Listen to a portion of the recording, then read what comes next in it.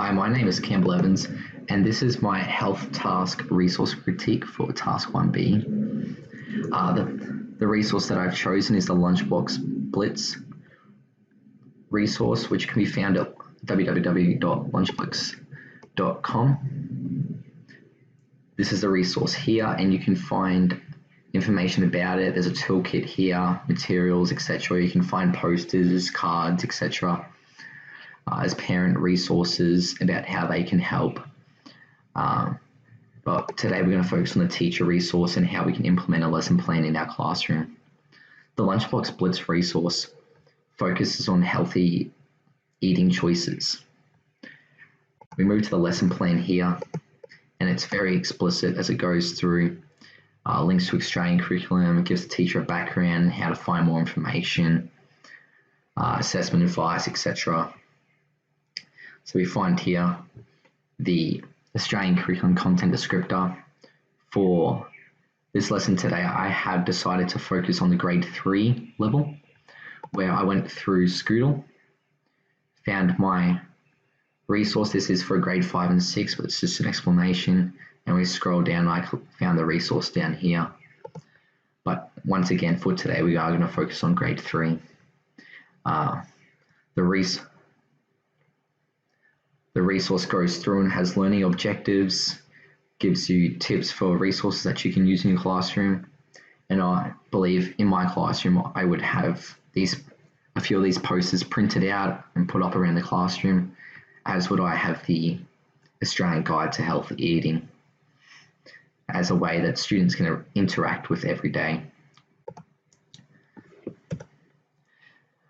All right, when we link it to the Australian curriculum for HPE, the substream that we'll be looking at for grade 3s is being healthy, safe and active, with the thread being making healthy and safe choices.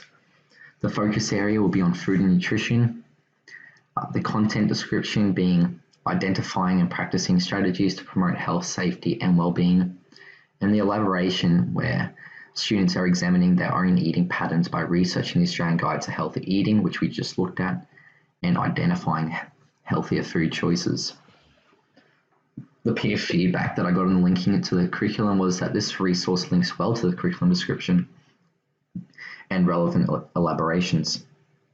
However, the lesson plans are broad as they look at a lower primary classroom instead of a more in-depth look at the grade 3 classroom. This leaves it to you as a teacher to use appropriate language choices and assessment pieces. I believe this is a very good point, but being that it's not so in-depth allows a bit more freedom for me as a teacher to make my own choices and adapt to my classroom. Going back to the resource here, so we have the Australian curriculum content descriptions here, and we scroll down and it's got linked student learning outcomes with a common denominator being the Australian Guide to Healthy Eating and students looking at their own lunchbox and comparing it.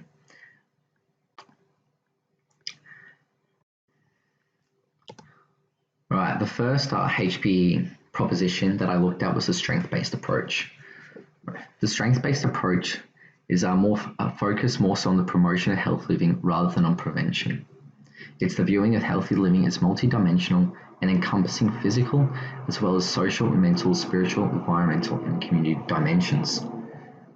Health is not regarded as an end goal, but rather as an important prerequisite for living a good life.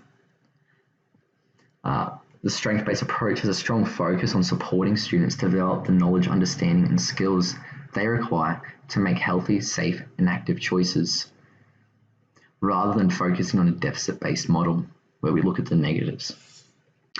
Thus, the focus is not about physical activity or physical inactivity per se, but what students learn in, about, and through physical activity to enable them to use this resource to enjoy and support their lifelong, active, healthy lifestyles. So in this case, for this resource, it's really important in our language choices that we make. So this resource encourages us to look at the student's lunchbox and offer healthier alternatives for snacks, etc., instead of looking at the bad choices that are in there. So we look at some very important questions here. So what everyday foods might be included in a healthy lunch? or what other foods might be included in lunches. So the students can actually bring their lunchbox into classroom, we open it up, we have a look and see what good choices they've made. And then for snacks, we can look at healthier alternatives instead of focusing on the poor choices that they may have made. The lesson plan here focuses on the 5E model, where we engage, explore, explain, elaborate, and evaluate, which is in a very effective way of promoting healthy choices. The peer feedback that I got for this resource was that this resource follows a strength-based approach really well, where instead of looking at unhealthy foods and their consequences, it focuses on looking at positive alternatives to what kids are already doing, which is really important that we focus on the positives, which I once again backed up here, saying that the resource had a positive focus and encouraged collaborative learning. Moving on to health literacy, whereby students learn individually and collaboratively, accessing, evaluating, and synthesizing information, where they make decisions, seek help, and take actions to protect, enhance, and advocate for their own and others' health and well-being. By improving people's access to health information and their capacity to use it effectively, health literacy is critical to empowerment. Now, this resource does this so well.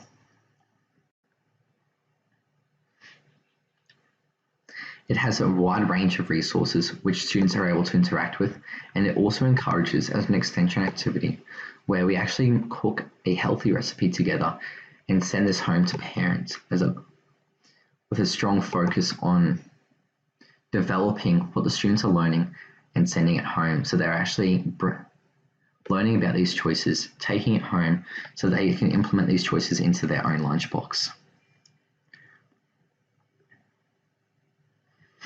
The peer feedback that I got for this was that the source is excellent as it allows students to interact with hands-on material, developing their knowledge and enhancing their health and well-being. Though as a modern day teacher, it is important that you recognize the cultural and personal needs of your students and adapt appropriately. How I deal with this comment is that, yes, I am able to recognize that the resource will be very effective in my classroom, as the students are actually able to interact with knowledge, information, and evidence through hands-on learning, take these choices home and bring it in. But to improve this resource for my classroom especially, I need to know my students and their cultural needs.